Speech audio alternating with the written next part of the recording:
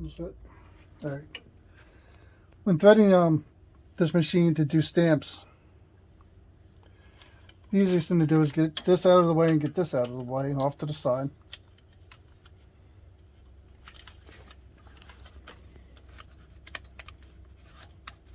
Slide the backing paper in like this.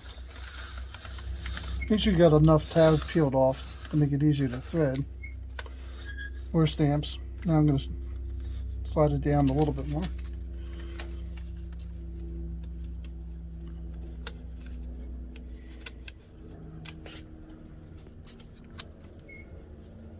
The backing paper you should be able to see, and you don't want to go under that other plate, just around this plate.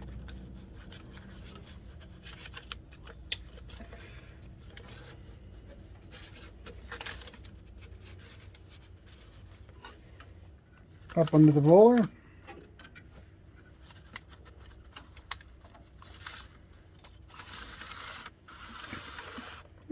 Now you can pull it down so you can start to see a tab or stamp.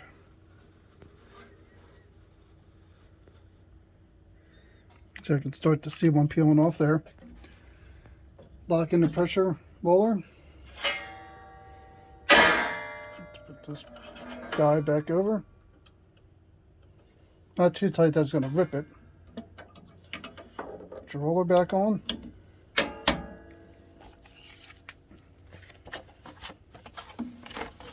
Set your thickness. An empty envelope or a postcard, it's just going to be all the way down. You should feel it grabbing pretty tight. Pause it. Some other quick notes about setting up the tabber.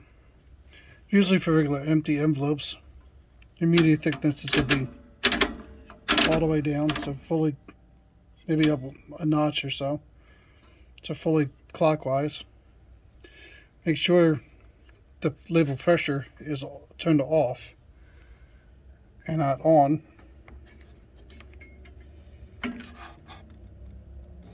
Your dot may not line up to where it's supposed to be, so basically just make sure that the roller itself is up against this roller and engaged to the sandpaper roller.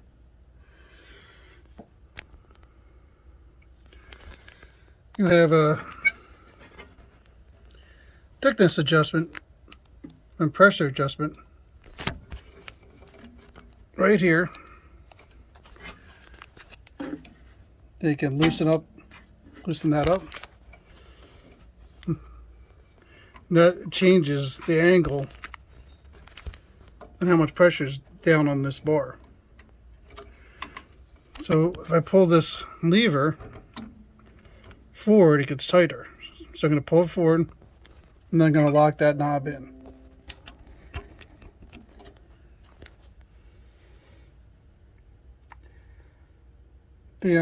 For stamps, your position is going to be, when you start off, you want to start off not too high. So for a number 10 envelope, you might want to just start at 9 and then slowly increase it to move it back.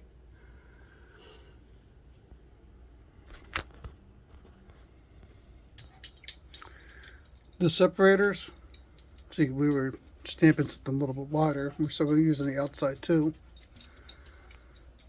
You want to set those separators for in regular envelopes. Usually you want to try 2 envelopes at first when you're setting them.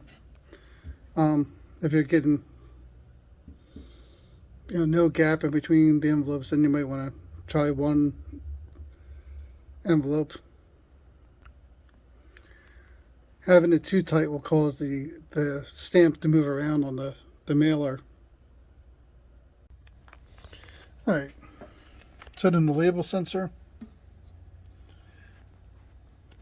First thing we want to do is get the label down into position, so I'm going to turn this knob until I can see one label start to peel off, which is already right there.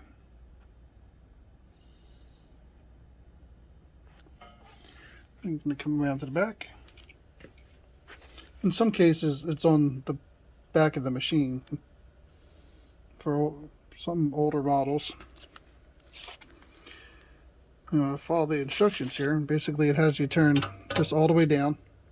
Then with the tab in place, you're going to turn this up until you see the light come on, which is right now.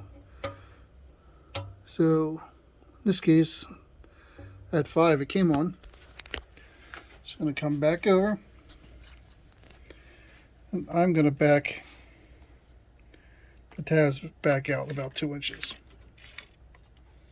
So I know there's no tab in the sensor.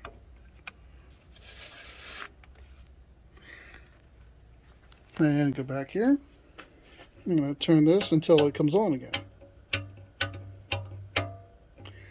And I'm going to count how many times it didn't come on at all, which is kind of common with some of the backing paper.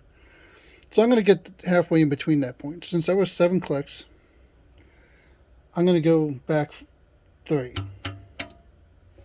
3 or 4 should be fine. I'm actually going to do 4. And that should do it. That should set the sensor. This piece that we're using for testing is about 10.5 inches long. So we're kind of up at the top maximum that this machine will apply a stamp to.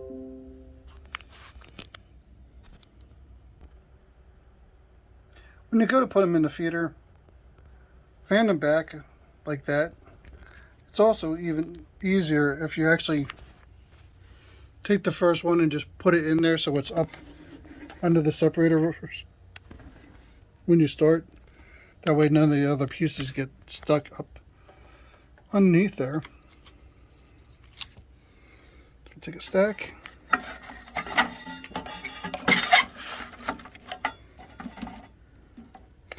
Then I'll actually tap the back down a little bit.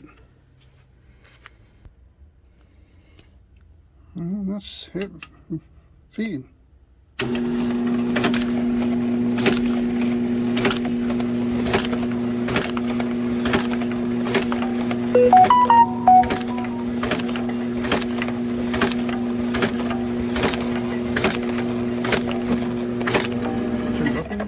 Turn it up a little bit.